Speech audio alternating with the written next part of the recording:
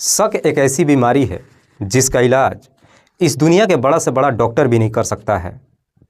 और कोई भी व्यक्ति अगर एक बार इस शक के घेरे में आ जाए तो फिर इतनी आसानी से बाहर भी नहीं निकल पाता है। आज की कहानी में भी सेम कुछ ऐसी होता है जिसकी वजह से तीन लोग हमेशा के लिए इस दुनिया को छोड़ के चले जाते हैं। नमस्कार, आदाब, मैं हसमुद्दीन और आप देख रहे हैं सफ़र क्राइम तक। आज की जो सच्ची घटना मैं आपको सुनाने वाला हूँ, ये घटना है पंजाब प्रदेश की। पंजाब का एक शहर पड़ता है जालंधर और इसी जालंधर का एक थाना पड़ता है लंबड़ा। लंबड़ा थाने के अंतर्गत एक इलाका आता है टावर इनक्लेव और इसी टावर इनक्लेव का रहने वाला जगबीर सिंह। जगबीर सिंह की पत्नी का नाम है अमृतपाल कौर। जगबीर सिंह के टोटल 2 बेटे हैं, जिसमें बड़ा बेटा गगनदीप और छोटा बेटा हरप्रीत सिंह। हरप्रीत जिसकी उम्र है लगभग 30 साल, जो ऑलरेडी शादीशुदा है। हरप्रीत की पत्नी का नाम है मोनिका। हालांकि गगनदीप जो बड़ा भाई है, इसके बावजूद भी गगनदीप की शादी नहीं हो पाई है क्योंकि गगनदीप का मानसिक संतुलन ठीक नहीं है। कई जगहों से रिश्ते तो आते हैं, लेकिन गगनदीप का मानसिक संतुलन ठीक ना होने की वजह से उसकी शादी नहीं हो पाती है। जगबीर की घर की माली हालत भी काफ़ी ख़राब है। जगबीर जो कि एक सिक्योरिटी गार्ड की नौकरी करता है, थोड़े बहुत पैसे कमाता है और बड़ी मुश्किल से अपने परिवार के साथ गुजारा करता है। हरप्रीत जो ऑलरेडी शादीशुदा ही नहीं है बल्कि उसके 2 बच्चे भी हैं, लेकिन इसके बावजूद भी हरप्रीत के पास कोई अस्थायी नौकरी नहीं है। बात कर रहा हूँ मैं 18 अक्टूबर 2023 की रात्रि के वक्त। हरप्रीत जब खाना खाकर अपने कमरे में सोने के लिए जाता है तो उसकी पत्नी मोनिका से झगड़े तकरार शुरू हो जाता है। मोनिका अपने पति से कहती है कि मैं कल सुबह ही अपने दोनों बच्चों को लेकर मायके चली जाऊंगी। अब मैं इस घर में एक पल नहीं रह सकती हूँ। जब इस तरह की बातें कहती है, हरप्रीत उससे पूछताछ करता है कि आखिरकार तुम्हें दिक्कत क्या है। मोनिका कहती है कि जब तुम घर में नहीं रहते हो, मुझे इस घर में काफ़ी डर लगता है और सबसे ज़्यादा डर तुम्हारे बड़े भाई को लेकर के होता है। इसकी वजह जब हरप्रीत पूछता है तो मोनिका कहती है कि दरअसल तुम्हारे भाई की नीयत ठीक नहीं है। जब तुम घर में नहीं रहते हो, अक्सर वो मुझे अजीब निगाहों से देखता है, हर बार मुझे छूने की कोशिश करता है। मोनिका जब इस तरह की बातें कहती है तो हरप्रीत कहता है कि अगर इस तरह की कोई बात है तो मैं जा कर के पापा से बातचीत करता हूँ। अपने पापा से जब बातचीत करने की बात कहता है तो मोनिका कहती है कि तुम्हारे पापा भी कोई कम नहीं है, बल्कि जब मैं उन्हें चाय देने के लिए जाती हूँ तो वो चाय लेने के बहाने मेरी उंगलियों को टच करने की कोशिश करते हैं। बल्कि एक दिन तो बिल्कुल हद ही हो गई, जब मैं किचन में खाना बना रही थी, अचानक किचन में वो एंट्री कर गए और पीछे से आकर मेरे पीठ को सहलाने लगे। जब इस तरह की बातें कहती है, ये सुन करके हरप्रीत को अपने कानों पर यकीन नहीं होता है। मोनिका कहती है कि अब मैं इस घर में एक पल नहीं रहूँगी और अगर तुम चाहते हो कि मैं इस घर में रहूँ तो तुम अपने पापा से सारी प्रॉपर्टी अपने नाम पे करवा लो। जब तक तुम्हें प्रॉपर्टी नहीं मिल जाती तब तक मैं इस घर में नहीं रहूँगी। जब इस तरह की बातें कहती है, हरप्रीत उसे समझाते हुए कहता है कि ठीक है, इस मैटर में मैं कल पापा से बातचीत करूँगा। उसके बाद से दोनों सो जाते हैं।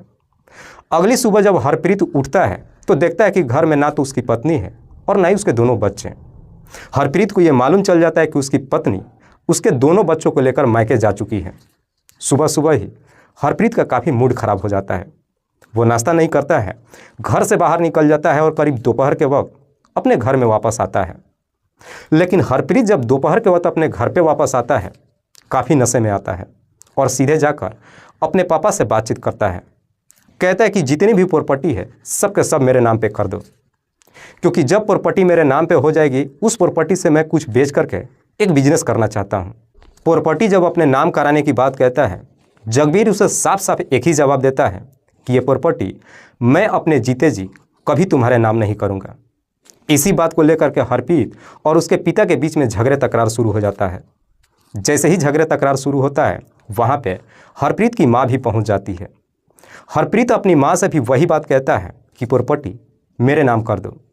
उसकी माँ कहती है कि प्रॉपर्टी तुम्हारे नाम पे किसी कीमत पे नहीं होगा, क्योंकि एक बार अगर हमने प्रॉपर्टी तुम्हारे नाम पे कर दिया तो हम घर से बेदखल हो जाएंगे। हरप्रीत की माँ भी प्रॉपर्टी उसके नाम करने के लिए तैयार नहीं होती है। दोनों जब प्रॉपर्टी देने से साफ इनकार कर जाते हैं, हरप्रीत का अब अपना परिवार उजड़ते हुए दिखाई देता है। दरअसल इधर मोनिका ने भी हरप्रीत के दिमाग में शक पैदा कर दिया था। इसी शक की वजह से हरप्रीत इस प्रकार से अब गुस्से में आ जाता है कि अपने ही घर में रखा हुआ लाइसेंसी बंदूक उठाकर लाता है और अपने पिता के ऊपर तान के खड़ा हो जाता है। कहता है कि अगर तुमने प्रॉपर्टी मेरे नाम नहीं किया तो मैं अभी के अभी तुम्हें गोली मार दूंगा। गोली मारने की जब धमकी देता है तो उसकी माँ भी सामने अड़ी होकर के खड़ी हो जाती है। कहती है कि तुम्हें जो कुछ भी करना है कर लो, लेकिन प्रॉपर्टी किसी कीमत पे तुम्हारे नाम नहीं होगी। जैसे ही उसकी माँ अपनी फाइनली फैसला सुना देती है, हरप्रीत बंदूक का ट्रिगर दबा देता है।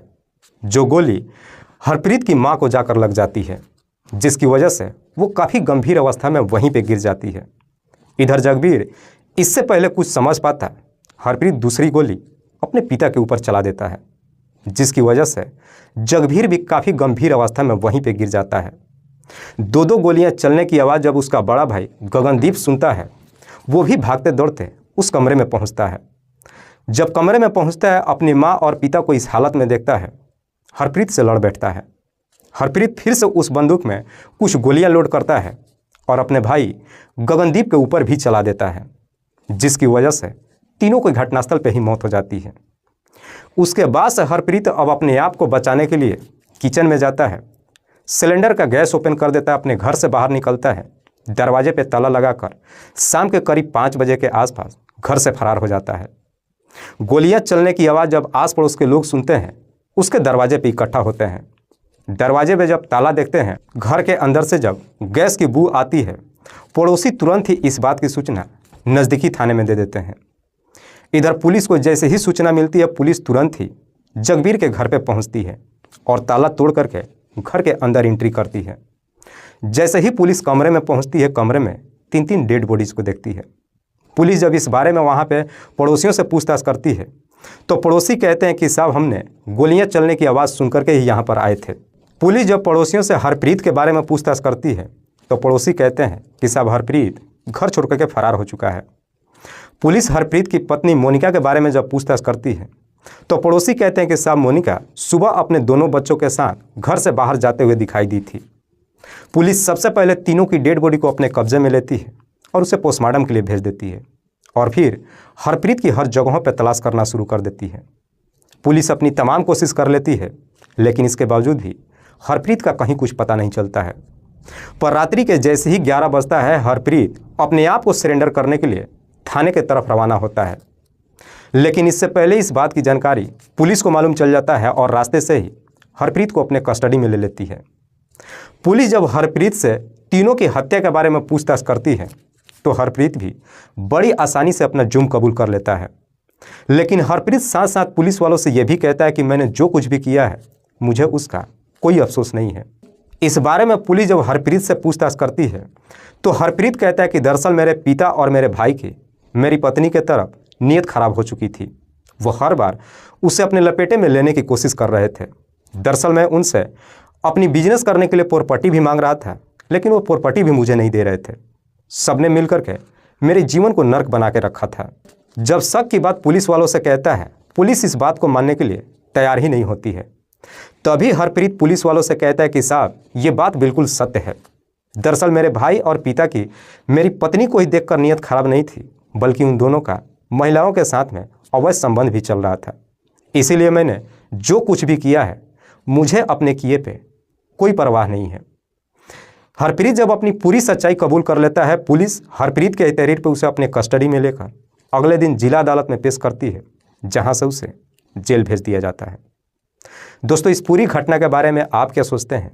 आप अपनी राय हमें कमेंट बॉक्स में जरूर दीजिएगा। तब तक के लिए जय हिंद, जय भारत।